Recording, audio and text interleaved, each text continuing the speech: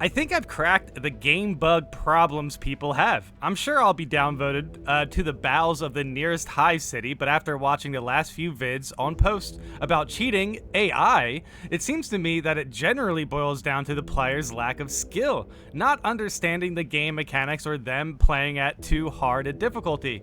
The zoanthropes killed me. Well, you stand directly in front of them with no cover, unloading your clip, then if you try to dodge, it's a millisecond before the beam hits.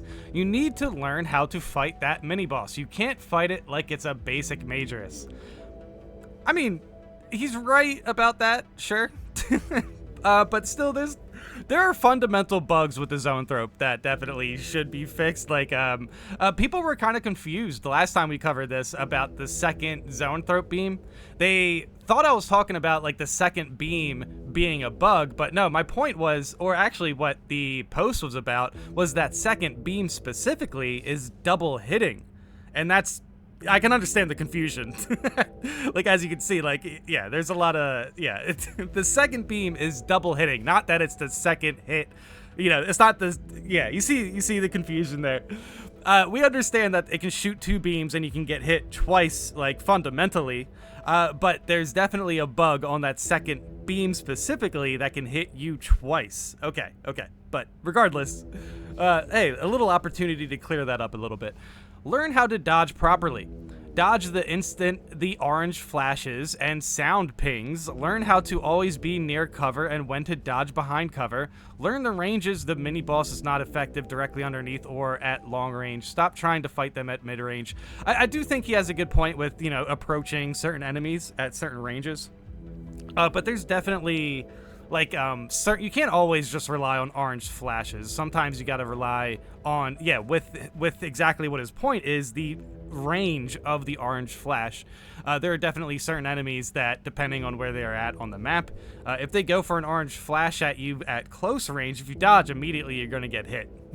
You gotta dodge when they're like at a certain point in the animation. But mainly what I'm referring to are disc shamans. They can be a little bit weird with some of their, you know, the way you parry them also. But yeah, let's continue. This is an interesting post. Terminator rockets are unfair. Stop trying to melee a hyper-aggroed bullet sponge of a rocket-spewing lunatic. Okay. Honestly, the Terminator rockets, I think, are fine from, like, range. Yeah, you could just find, like, walls, but it's when they just spam them close range, I guess, that can be a little bit weird for certain melee builds. It's also kind of like an interesting way to approach enemies, because some enemies should melee you when you're in melee range, like the Biovore.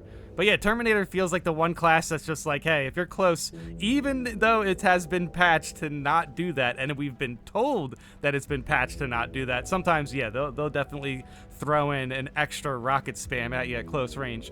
Ultimately, though, I like fighting Terminators, and even though their rocket attacks are kind of wild, I don't think they're, like, even a top 5 issue on the game at the moment, you know what I mean? Okay, let's continue. Dodge every time the unblockable pings happens. If you're shooting more than you're dodging, you will die in a solo Terminator battle. I wonder what this guy has to say about spore mines. I wonder if they come up. If you're close and dodging, you better be able to parry dodge perfectly, otherwise stay at range, evade rockets, shoot its head. Yes, I mean, honestly, the advice they're offering here is pretty good. Repeat, I use fencing weapons and parry like it's my job. At a certain point, you have to learn to balance the aggressive playstyle needed in this game with battlefield awareness. I will say, yes, awareness of what's actually going on is huge. Positioning, also huge. Repositioning, gauging, like, you know, getting surrounded and stuff like that. Tactical withdrawal, not sure what he's talking about. Is he talking about, like, legitimately, like, you know, like evading mobs on, like, an elevator or something? Because, yeah, that's pretty tactical, and it's a withdrawal. That's probably what he's referring to, or similar situations. Yeah, that makes sense. And recover time for shields, letting your team do some work while you reposition. Recover is a must at higher levels. I mean, he is right about that. See, that's the team synergy part, right? Sometimes it's hard for randoms to just kind of gauge the same situation, you know, on the same level. Sometimes you'll maybe have like one person who's at the right spot or repositions at the right time, and then you'll maybe see one person who doesn't, and then you'll see the middle guy who's stuck in between the two. Like, do I help out my teammate, or do I, you know, reposition and get into a better spot? Honestly, that's why I really like playing playing with randoms, sometimes that can make some wild situations. If you got to this point by being super aggressive, it is absolutely what's holding you back from getting to the next skill level. It's a lesson I had to learn. Oh yeah, I wanted to see, did he say what like class he played? He did say I use fencing weapons and parry like it's my job. Yeah, fencing weapons are good. I can see why he plays like a little bit more calculated if he's using fencing, because there's a lot of enemies you can play aggressive with, like with blocking. So I don't know. I think it's interesting. I think this is definitely, as much as this guy's like trying to like entice people to be like, oh man, skill issue, yada yada yada, or he's also saying skill issue. I get it. He's literally detailing out how it's a skill issue. He's definitely trying to entice people that way. I do think some of the advice he's offering is good. I would like to see, you know, how he feels about spore mines or like blocking weapons, you know, and not to mention, we will see in the comments people challenge his advice on dodging the instant you see the orange flash. I imagine the comments here are going to be very interesting. And this isn't the Emperor's Gospel. This is what works for me, that allows me to solo or carry any operation through the first 4 difficulties. I can clear the 2 hardest most times with decent teammates. I'm not a god at this game, but I have figured out how to not die from extremist or boss level bad guys unless I make a tactical mistake. I hope this can help someone. Honestly, I do think this is a good post. I do think there's funny things about this. I know I laughed at what he was saying with the with what he was pointing out here. I can clear the 2 hardest most times with decent teammates. It's kind of funny. I mean, honestly, I do think you should be at a point where you can like solo lethal to like ultimately say all of your complaints are a skill issue. You know what I mean? I do think this person's still like obviously good at the game, and I think they play around their play style really well. But I do think it's kind of ironic. He's probably in a position where he could solo lethal maybe, or even solo absolute maybe, if he got like a little bit better with blocking weapons or something. I'm not too sure what class he is using, but if he's saying I use fencing weapons and parry like it's my job, he's either playing bulwark or tactical is what I would guess. Obviously not heavy.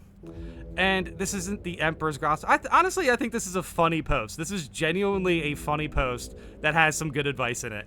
Like it's really jarring. And as soon as I started reading this, I knew this was going to be interesting because of the way they frame it. And I do think the conclusion is this guy does know how to play his kit. But I do think it's funny where it's like, I mean, even this guy probably has more that he can learn about the game. And honestly, that's why it's going to be very fun to read these comments. So definitely let me know in the comments if this guy is either based or this is kind of like bad advice, maybe. The melee rockets don't track, only the ranged volley rockets do. The most dangerous enemy in the Chaos Arsenal is the Assault Cannon Terminator, when he's allowed to freely fire from range. The way to shut these guys down is to trap them in melee and prevent them from using either the assault cannon or the tracking rockets. Whenever one shows up, all 3 brothers should immediately ping it and dogpile it to prevent it from ending the run. This guy is correct. This is a +1 on how to deal with Terminators, extremist enemies in general. If honestly, we need a priority list. I think there should be like a tier list of how dangerous certain enemies is. That would be cool. Maybe I'll, if I can remember that, that's something I'll get into. But regardless, I think Terminators would be, yeah, I think this person has the right, the right idea here. The reason why I said the way he was dealing with rockets, I think in his mind, he sees a lot of people just soloing it. And yeah, obviously pinging it and dogpiling it is actually like truly what should happen. So potentially, maybe this guy's advice wasn't the best when it comes to team play, because potentially maybe this guy's seeing teammates jump into Terminators and dying. However, I do think the caution around the rockets and the way you want to approach it from range, I think, yeah, again, this guy knows his kit, but generally when it comes to dealing with random teammates and higher difficulties, this is the exact approach you should really take. And not to mention, the guy did say he plays a fencing weapon, rocket, Terminator. I can understand why he's playing at range. Maybe he just he needs to he's probably, shooting their head. Exactly. He's not like out of the fight. He's shooting the head. Anyway, let's continue. In that regard, stop trying to melee is the absolute opposite advice of what I'd recommend against them. No matter which class you are, you should actively be trying to tie these guys up in melee, either to protect yourself or a teammate that is targeting. If you try to outshoot these guys, they will shred you to pieces. He's 100% correct about that. I guess that really depends on what this team synergy is. Like, do we have a heavy or whatever? Or, I mean, ultimately, the guy didn't tell us what he was playing. I am guessing tactical. But yeah, I mean, at the very least, scan the Terminator. I do think this commenter has it correct for, if, you know, in general circumstances, this is how you should approach Terminators, and hopefully your teammates follow up. That's kind of the point of Terminators. I mean, the thing is, ultimately, this advice is good, but you still have to put a lot of trust in your teammates, and I think the original poster is taking it into a point where it's kind of more like a single player sort of thing. I mean, obviously there was a challenge of self-reflection there, so in a sense that he's definitely looking at it through a one player like army sort of situation. Well, probably something many just needed to hear. The only thing I don't agree with is the Zoan. I do perfect dodge since I get a gun strike and my life is still nearly gone. This stuff is buggy mess. For Terminus, just get a heavy with Iron Halo to close in and nearly no rockets get past the Iron Halo, or just have a sniper and it's gone before it can shoot more than once. I mean, yeah, I love somebody comments down below this. They said, regardless of what OP is suggesting, I'm glad you gave recommendation on things I have zero control over. But like, ultimately you could pick one of these classes if you really have an issue dealing with Terminators. But yeah, sometimes, yeah, I understand. And the bugs, I definitely, yeah, we all know there are bugs with Zoanthropes. That's where I think the post is a little bit like out of line. Like, in a sense, you can go for gun strikes against Zoanthropes and they can like immediately punish you. That's clearly not a bug, but as far as like design, it's definitely in a weird spot where Zoanthropes don't get stunned by gun strikes like other enemies. Like even Terminators, I believe, if you hit a parry and a gun strike, they're getting stunned for at least a little bit. But again, it's a parry. But even with majors of perfect dodge, I guess depending on if they're enraged or not, I might be, yeah, I don't know. This might be something we need to work out in the comments. Definitely let me know if you think that the buggy mess of Zoanthropes, is that a nature of, you know, Zoanthropes specifically being an inconsistent enemy, or is that a nature of an unfortunate balance patch between what are gun strikes supposed to apply to Zoanthropes? Like, should Zoanthropes get staggered with gun strikes? Is basically what I'm trying to point out here. Yeah, I mean, I don't want to say buggy mess, or I don't want to try to point out that like the devs are somehow like they can't figure out Zoanthropes or anything like that. But yeah, ultimately, I think Zoanthropes are in a weird spot where I just think they just need one more patch or something, you know?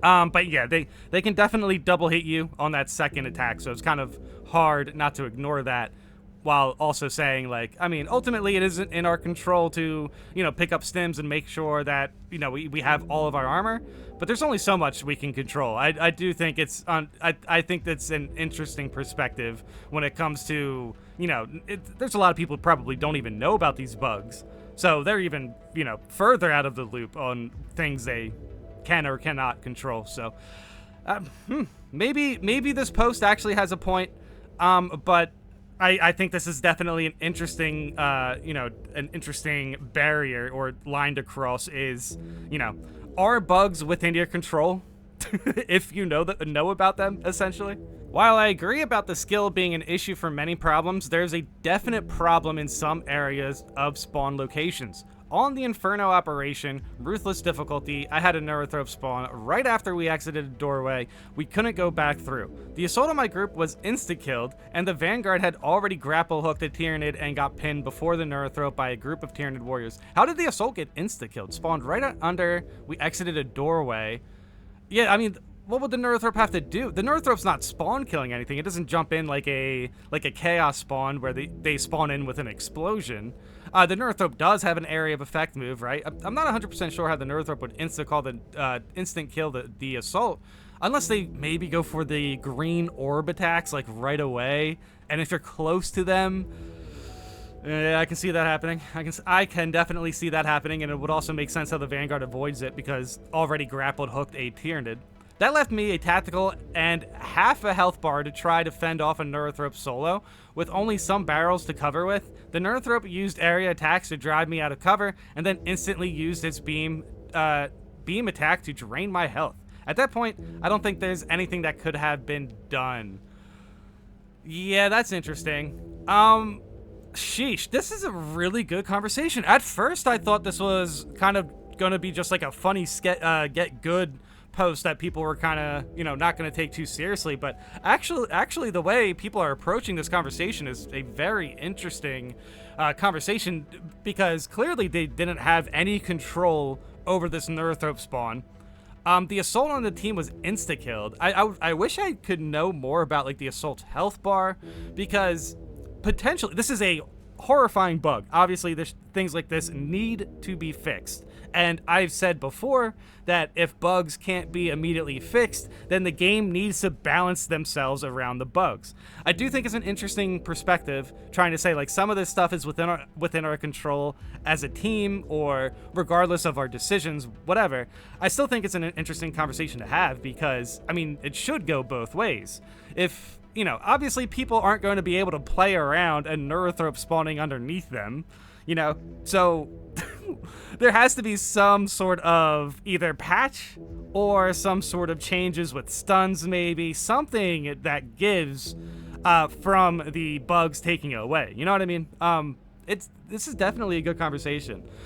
That left me at the tactical half of a health bar to try to fend off a Neurothrop solo. Sheesh, yeah, and Ruthless. I'm not gonna say you should be able to solo Neurothropes on Ruthless. Like, you shouldn't be able to solo Neurothropes regardless. You shouldn't have to be in that position. But like, still, there's only like maybe a handful of people who are going to be able to pull out of this situation. And not only that, your chances are even like this was recently, right, or something. Regardless, everyone's leveling their guys still probably. So your team might not even be like ready for Ruthless. You guys are just playing above difficulty. You know what I mean? You're trying to get more experience out of your level 3 class or whatever. Regardless, you can just be in that situation. Maybe the assault is underleveled. Yeah, I don't know. I wish I had more details in this conversation, but let me know in the comments if you have anything that sort of follows the theme here in a sense of bugs kind of ruining your run, or maybe the post had a point about the overall skill level of the people you are running into. Are you responsible for dying to bugs if you're also bad? Pretty wild conversation. Holy cow, that is ridiculous. And obviously I'm joking, but yeah, let me know in the comments. If the post has a point, or maybe some of these bugs are too out of our control and things should balance around that a little bit more. Thanks for watching.